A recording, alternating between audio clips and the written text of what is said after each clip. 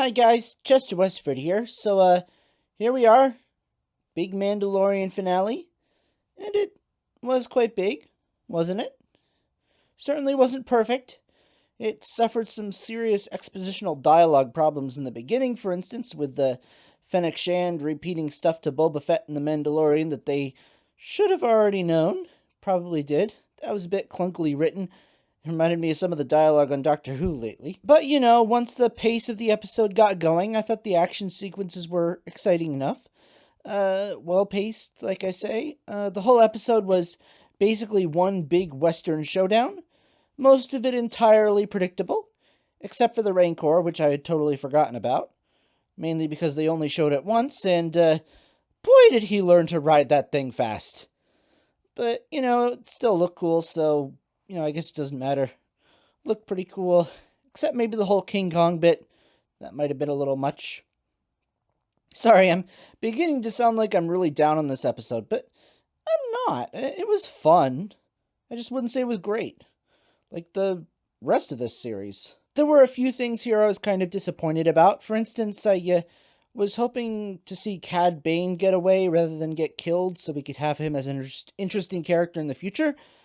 Not having seen him before and never having watched the Clone Wars, didn't really feel like I got much of him or got to know him, and that whole climactic fight I feel like was supposed to be really emotional and really important, but as someone who hasn't watched his other stuff, it didn't really do anything. It just seemed the whole scene just didn't feel right. Like, I think it was supposed to be more epic than it was.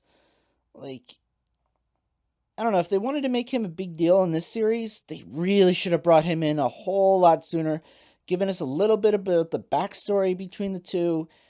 Just didn't really work. Although I have heard that some people say that because his chest unit is still beeping, he might still be alive or something. Kind of hope so. I'd like to see more of that character in live action, learn more about him and stuff. He was an interesting character.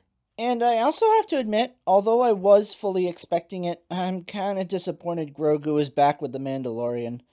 It doesn't make any sense story-wise except as a cash grab. It's just moving the story backwards. Whereas I was hoping maybe we could explore something new in the next season of The Mandalorian. That storyline was done, and now they just backtracked on it. But whatever, I'm sure it'll be enjoyable, whatever they do.